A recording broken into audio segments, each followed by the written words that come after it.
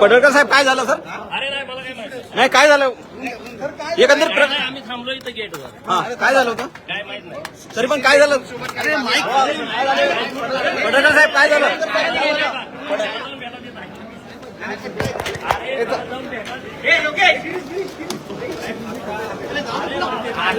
चल चल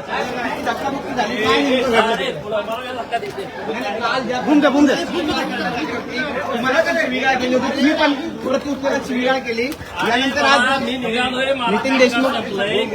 राष्ट्रवादीचे कार्यकर्ते आहेत. भेटायला तो तिथं आहे. नाही काय प्रसाद म्हणजे तुमच्या स्टाईल अरे असं म्हणावं. त्याला जाऊन भेटा बाबा.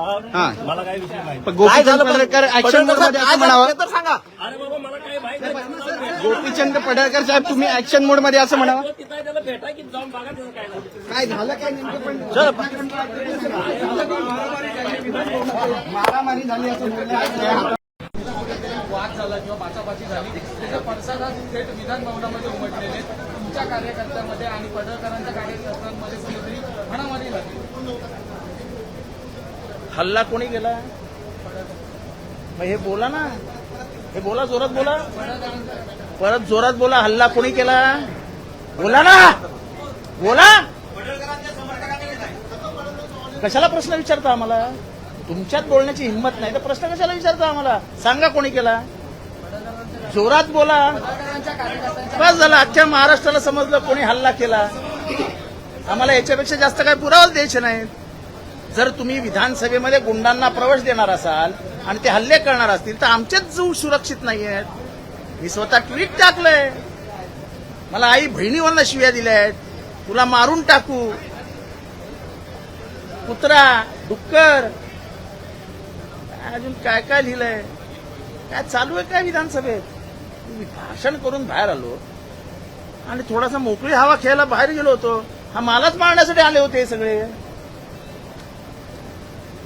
म्हणजे विधानसभेमध्ये विधिमंडळाच्या पायऱ्यांवर भवनामध्ये आमदार सुरक्षित नसतील तर कशाला राहायचं आमदार? काय गुन्हा आहे आमचा?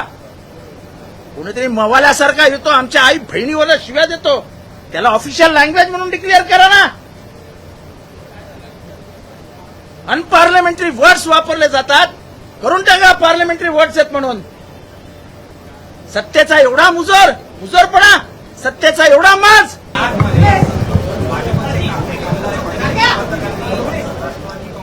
पण ते समर्थक आहेत का गुंड आहेत? आणि ही जर का परिस्थिती या राज्याची आली असेल तर मग विधान भवनाला अर्थ काय? ज्यांनी त्यांना पास दिले त्यांच्यावरती कारवाई झाली पाहिजे. मग तो कोणी असेल, ज्यांनी त्यांना पास दिले त्यांचं नाव आलं पाहिजे समोर. कारण हा अधिकार शेवटी अध्यक्षांचा असतो. अध्यक्षांची पण दिशाभूल केली गेली का हा पण विषय आहे. मात्र अशी मारामारी आणि आमदारांना धक्काबुक्की, ही गुंडागर्दी आता विधान भवनापर्यंत पोहोचली असेल तर मग हे फार अवघड आहे.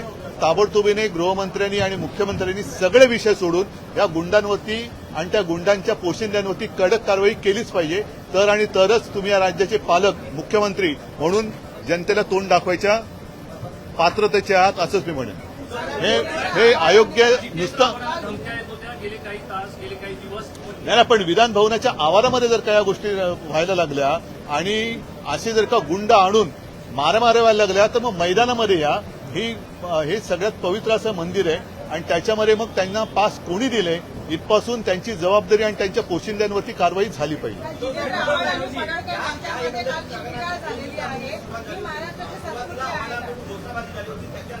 बघा, विधान भवनाच्या बाहेर हा एक विषय आणि विधान भवनात या प्रांगणामध्ये जे काय होतं हे अत्यंत गंभीर आहे.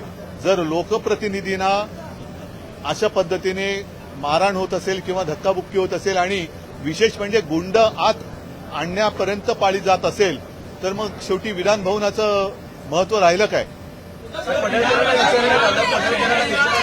त्यांचं व्यक्तिगत त्यांचं व्यक्तिगत काही असेल तो त्यांचा मुद्दा आहे. पण हे विधान भवन आहे. विधान भवनाच्या प्रांगणामध्ये एवढा कडेकोट बंदोबस्त आहे असताना देखील हे पास घेऊन आले होते का आणि पास दिले गेले असतील तर ते कोणाच्या मार्फत पास दिले गेले हे त्याच्यावरती कारवाई झाली पाहिजे.